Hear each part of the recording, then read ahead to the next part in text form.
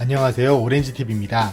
얼마 전 인도 중국의 국경지대인 라다크에서 양측 군인들이 대규모 육박전을 벌여 많은 사상자가 발생한 적이 있습니다. 이에 양측이 병력을 추가 투입하면서 특히 인도 측은 전면전도 불사하겠다는 의지를 밝힌 바 있었는데요. 결국 중국이 이곳에서 병력을 철수한 것으로 인도의 위성사진에 의해 밝혀졌습니다. 이러한 결과를 이끄는 것에 대해 인도군은 특히 우리나라로부터 수입한 K9 자주포의 역할을 강조하면서 한국군이 K9 자주포로 훈련하는 모습과 인도군이 K9 자주포로 기동하는 모습을 공개하며 자국의 국민들에게 K9의 우수성을 크게 홍보했다고 합니다. K9 자주포의 우수성은 영상을 보면 보다 직관적으로 알 수 있는데요. 이 화면은 폴란드군이 자체 개발한 차체에 영국 AS-90 포탄을 올려놓고 시험 발사하는 화면입니다. 육안으로 보더라도 차체가 포의 반동을 이기지 못하고 심하게 흔들리는 것을 알 수 있습니다. 차체가 포의 반동에 이렇게 심하게 흔들리면 사격의 정확도는 물론이고 발사 속도에 있어서도 느려질 수밖에 없는데요. 반면 지금 보시는 화면은 우리의 K9 차체에 같은 종류의 포탑을 올리고 사격하는 장면입니다. 앞서 나온 화면과 비교해봤을 때 포의 반동에 의해 흔들림이 거의 없는 것을 확인할 수 있습니다.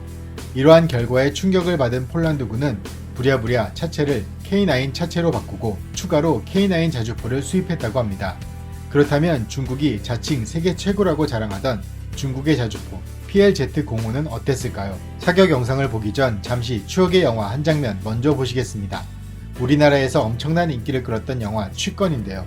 신드롬이라는 말이 나올 정도로 당시 또 그 이후까지도 우리나라 사회 전반에 적지 않은 영향을 끼친 영화입니다. 영화 속에서 주인공 성룡이 술 한 잔을 드링킹한 후 흔들흔들거리며 엉성해 보이면서도 빈틈없는 실력으로 적을 무력화시키는 모습에 많은 사람이 열광했었죠. 무술가들끼리의 대결에서 흔들흔들 취권은 상대방을 제압할 수 있습니다. 그렇지만 자주포끼리의 대결에서 흔들거림은 커다란 약점이 될 수밖에 없는데요. 중국이 자랑하는 자주포 PLZ-05의 훈련 모습입니다. 차체뿐 아니라 포문까지도 심하게 흔들리는 것이 마치 취권을 보는 듯한 모습인데요. 이 정도 흔들리는 걸 보면 연료가 석유가 아니라 알코올이 아닌지 의심될 정도입니다. 해당 화면을 본 인도 네티즌들은 큰 실수와 함께 K9이 이전 파키스탄과의 분쟁에서 활약했던 일화까지 다시 소환하며 K9의 우수성에 대해 이야기하고 있다고 합니다. 당시 자주포 대수 비율 1대4로 싸워 K9이 중국이 세계 최강이라 뻥치던 PLZ-05를 완패시켜 망신을 준 일화인데요.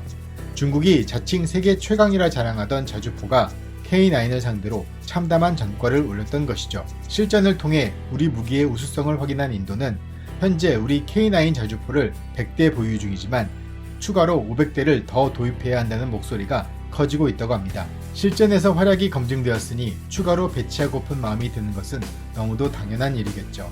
이뿐만이 아닙니다. 자주포 대결에서는 한 방 먹었지만 인도와의 국경 분쟁이 점점 더 심해짐에 따라 중국군은 국경지대의 병력 배치를 늘리는 추세라고 합니다. 그런데 두 국가의 분쟁 지역이 산악지대라 일반 전차는 기동이 어려워 주로 경전차 위주로 충원하고 있는데요. 인도도 여기에 맞서 급히 경전차 전력을 강화하길 원하는데 문제는 요즘 경전차 자체를 만든 나라가 별로 없어서 후보를 추리는 데에도 애를 먹고 있다고 합니다. 이런 와중에 우리나라의 K21-105에까지 관심을 보이며 구매 여부를 논의 중에 있다고 하는데요. 잘 키운 자식 하나, 10자식 안 부럽다는 말이 이런 때 쓰이라고 만든 말인 것 같습니다. 또한 인도는 3조 원대 자주 대공포 도입을 이미 K30 B호로 정한 것으로 보이는 상황인데 만약 또 수출이 성사된다면 최전방엔 한국산 경전차가, 그 뒤엔 한국산 자주 대공포가, 또 그 뒤엔 자주포가 배치되는 진풍경을 볼 수 있을지도 모르겠습니다. 이러다가 인도군 하면 떠오르던 토끼리 부대의 이미지가 K로 시작하는 한국산 무기들로 대체될 수 있는 거 아닌가 하는 다소 엉뚱한 상상까지 하게 되네요. 그런데 여기서 끝이 아닙니다. 중국을 상대로 뛰어난 성과를 보여준 K9의 매력에 빠져든 국가가 또 있는데요. 바로 에스토니아입니다. 방산업계에 따르면 하나디펜스는 올 상반기 에스토니아와 최종 협의를 끝내고 K9 6문 추가 수출 계약을 맺은 것으로 확인됐는데 이는 기존 12문 공급 계약에 이은 옵션분으로 계약 금액은 261억 원입니다. 전 세계에 이미 600여 대가 판매된 K9은 구매국들의 호평과 함께 추가 및 신규 구매 가능성이 높아지는 상황에서 성사된 계약이라 더욱 의미 있는 일이라 할 수 있는데요. 실제로 2017년에 계약을 맺은 노르웨이는 24문을 계약하면서 추가 24문을 더 살 수 있다는 옵션 조항을 넣었습니다. 하나 디펜스 측은 이와 관련해 노르웨이 측과 협의를 이어가고 있다고 밝혔는데요. 올 7월 프로데 솔베르그 주한 노르웨이 대사가 창원 한화 디펜스 공장을 방문해 K9에 대해 만족감을 드러내면서 추가 계약 기대감도 커지고 있는 상황입니다. 이외에도 호주, 중동 국가 등의 신규 판매를 추진 중이며 해당 국가에서 긍정적인 반응을 얻고 있다고 합니다. 이렇듯 중국과 인도의 국경 분쟁이 계속되면 될수록 국산 무기의 우수성이 덩달아 알려지면서 우리 무기의 가치는 올라가고 있습니다. 국가들 간의 분쟁, 특히 무력 분쟁은 일어서는 안 되는 일일 것입니다. 그러나 아이러니하게도 이러한 분쟁을 막기 위한 가장 좋은 방법이 상대방으로 하여금 감히 나를 치지 못하도록 만드는 힘의 확보일 텐데요.